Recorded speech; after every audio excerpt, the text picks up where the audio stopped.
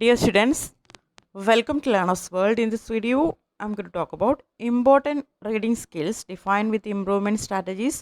Indeed, editorial team, FIUGP, semester 4, ECC Commerce and Management under Calicut University. Summary of important reading skills and improvement strategies. അപ്പോൾ നമുക്ക് പഠിക്കാനുള്ളത് പ്രധാനപ്പെട്ട വായന കഴിവുകളെക്കുറിച്ചിട്ടും അത് improve ചെയ്യാനുള്ള കുറച്ച് തന്ത്രങ്ങളുമാണ് ഇതിൽ പറഞ്ഞിട്ടുള്ളത്. Reading comprehension is an essential language skill that goes beyond merely recognising words on A page. Reading comprehension എന്ന് പറയുന്നത്, അതായത് വായന, മനസ്സിലാക്കിയുള്ള വായന എന്ന് പറയുന്നത് ഒരു ഭാഷാപരമായിട്ടുള്ള നമ്മുടെ ഒരു ഇമ്പോർട്ടൻ്റ് ആയിട്ടുള്ളൊരു നമുക്ക് ആവശ്യമായിട്ടുള്ളൊരു കഴിവാണ്. അത് ഒരു പേജിൽ ഉള്ള വാക്കുകൾ മനസ്സിലാക്കുന്നതിൽ ഉപരിയാണ് ഒരു റീഡിംഗ് കോംപ്രഹെൻഷൻ എന്ന് പറയുന്നത്. It refers to the ability to understand, interpret and analyse the meaning of a written text.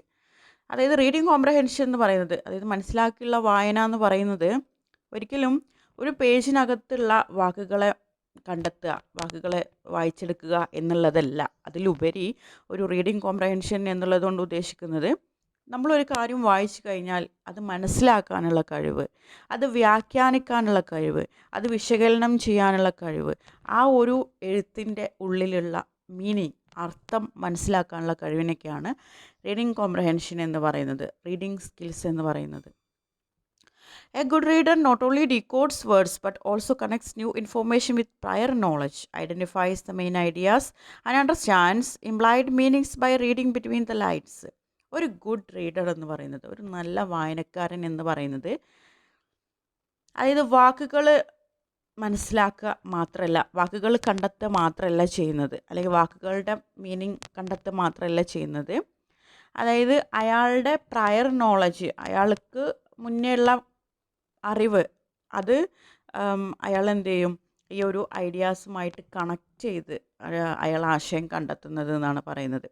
അതുപോലെ ഓരോ ലൈൻസ് വായിക്കുന്നതിനിടയിലും അതിൽ കിടക്കുന്ന മീനിങ്ങുകൾ കണ്ടെത്തുന്നവനാണ് ഒരു ഗുഡ് റീഡർ. അയാളുടെ പ്രയർ നോളജ് വെച്ചിട്ട്, അയാൾക്ക് മുന്നേയുള്ള അറിവ് വെച്ചിട്ട് ഇത് വായിച്ച് ആശയങ്ങൾ കണ്ടെത്തുന്നവനാണ് good reader. Effective reading comprehension is crucial for academic success as well as professional growth. നല്ലൊരു റീഡിംഗ് കോംപ്രഹെൻഷൻ എന്ന് പറയുന്നത് ഒരു ക്രൂഷ്യൽ ആയിട്ടുള്ള കാര്യമാണ്, അതായത് ഒരു ഇമ്പോർട്ടൻ്റ് ആയിട്ടുള്ള കാര്യമാണ്. അത് നമ്മുടെ ആക്കഡമിക് സക്സസ്സിന്, നമ്മുടെ ആക്കഡമിക് പരമായിട്ടുള്ള നമ്മുടെ വിജയത്തിനും അതോടൊപ്പം തന്നെ പ്രൊഫഷണൽ ഗ്രോത്ത്, നമ്മുടെ ജോലി പരമായിട്ടുള്ള വളർച്ചക്കൊക്കെ അത്യന്താപേക്ഷിതമായിട്ടുള്ള ഒരു കാര്യമാണ് ഇഫക്റ്റീവ് റീഡിംഗ് കോംപ്രഹെൻഷൻ എന്ന് പറയുന്നത്.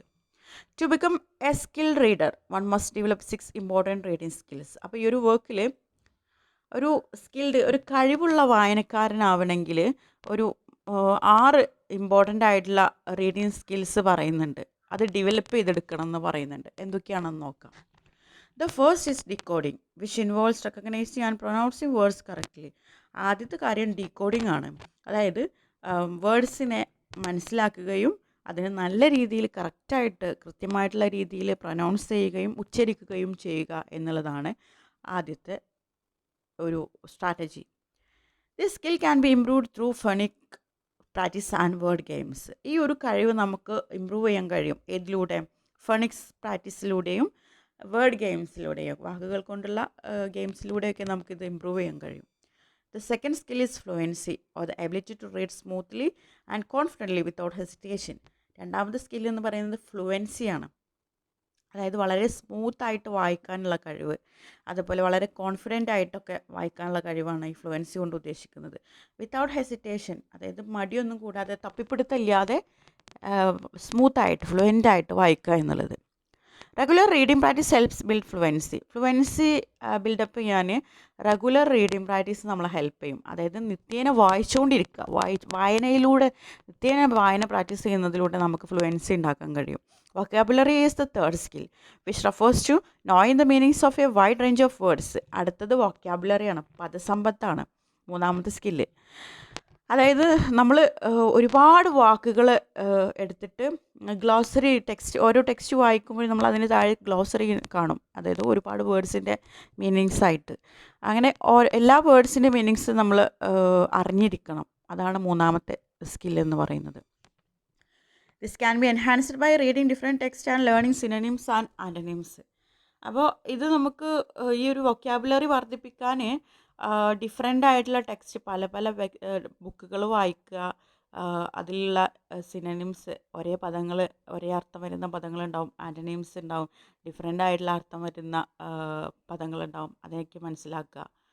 ഇപ്പം നമ്മുടെ യൂണിറ്റിൻ്റെ എടുത്തു കഴിഞ്ഞാൽ അതിൻ്റെ ഇടയിൽ കുറേ ഗ്ലോസറി വാക്കുകളുണ്ട്, നമ്മുടെ ടെക്സ്റ്റിൽ പറഞ്ഞിട്ടുള്ള വാക്കുകളും അതിൻ്റെ മീനിങ്ങുകളും. അത് വായിച്ചാൽ തന്നെ നമുക്ക് ഒരുപാട് വൊക്കാബുലറി നേടിയെടുക്കാൻ കഴിയും. The fourth skill is sentence construction and cohesion, which helps reader understand how sentences are formed and how ideas are linked together. മൂന്നാമത്തെ സ്കിൽ എന്ന് പറയുന്നത് സെൻറ്റൻസ് കൺസ്ട്രക്ഷൻ ആണ്. എങ്ങനെയാണ് ഒരു സെൻറ്റൻസ്, ഒരു വരി എങ്ങനെയാണ് ഉണ്ടാക്കിയിട്ടുള്ളത്? വാക്കുകൾ കൂടി ചേർന്നതാണല്ലോ ഒരു വരി എന്ന് പറയുന്നത്. അത് മനസ്സിലാക്കുക. എങ്ങനെയാണ് സെൻറ്റൻസസ് ഫോം ചെയ്തിരിക്കുന്നത്, എങ്ങനെയാണ് ആ ഒരു സെൻറ്റൻസിലുള്ള ഐഡിയാസ് ലിങ്ക് ചെയ്തിരിക്കുന്നത് എങ്ങനെയാണ് മനസ്സിലാക്കുക. Inference, the fifth skill, allows readers to understand ideas that are not directly stated by using personal experience and background knowledge. Inference എന്ന് പറയുന്നത് ഫിഫ്ത്ത് സ്കില്ലാണ്. അതായത് റീഡേഴ്സിനെ അനുവദിക്കുകയാണ് ഐഡിയാസ് മനസ്സിലാക്കാൻ. അതായത് ഒരു വേർഡിൻ്റെ അല്ലെങ്കിൽ ഒരു സെൻറ്റൻസിൻ്റെ ഐഡിയാസ്, അതിൻ്റെ ആശയം, അതിൻ്റെ മീനിങ് ഡയറക്റ്റ്ലി അതിൽ കൊടുത്തിട്ടുണ്ടാവില്ല.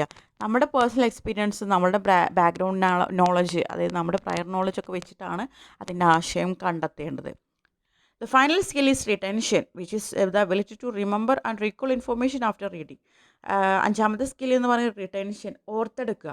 അതായത് നമ്മൾ റീഡിങ്ങിന് ശേഷം നമ്മൾ എന്തൊക്കെ വായിച്ചത്, എന്തൊക്കെ ഇൻഫോർമേഷനാണ് അതിലുള്ളത്, അതിനെ ഓർത്തെടുക്കുന്നതാണ് ഫൈനൽ സ്കില്ല് റിട്ടൻഷൻ എന്ന് പറയുന്നത്.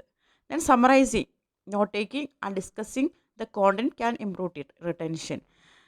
അതായത് ഈ ഓർത്തെടുക്കുക എന്ന് പറയുന്നത് ഇമ്പ്രൂവ് ചെയ്യാൻ വേണ്ടിയിട്ട് സമ്മറൈസിങ്, അതായത് ചുരുക്കം, അതുപോലെ നോട്ട് ടേക്കിംഗ്, എന്തെങ്കിലും നമ്മൾ ഒരു കാര്യം വായിച്ചു കഴിഞ്ഞാൽ അതിൻ്റെ മെയിൻ പോയിൻറ്റ്സ് എഴുതി വെക്കുന്നത്, ഡിസ്കസ് ചെയ്യുന്നത്, അതിൻ്റെ കോണ്ടൻറ്റിനെ കുറിച്ച് ഡിസ്കസ് ചെയ്യുന്നത്, ഇതൊക്കെ റിട്ടൻഷൻ വർദ്ധിപ്പിക്കാൻ ഹെൽപ്പ് ചെയ്യും. Different reading situations require different techniques.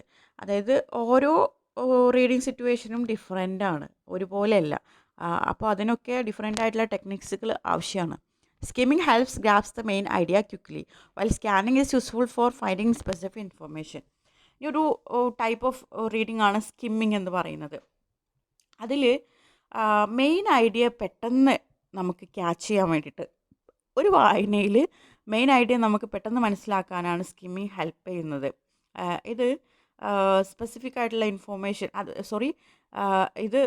അതുപോലെ അടുത്തതാണ് സ്കാനിങ് എന്ന് പറയുന്നത്. സ്കാനിങ് എന്ന് പറയുന്നത് സ്പെസിഫിക് ആയിട്ടുള്ള ഇൻഫോർമേഷൻ, അതായത് ഒരു പെർട്ടിക്കുലർ ഇൻഫോർമേഷൻ മാത്രം കണ്ടെത്താൻ ഹെൽപ്പ് ചെയ്യുന്നതാണ് സ്കാനിങ് എന്ന് പറയുന്നത്.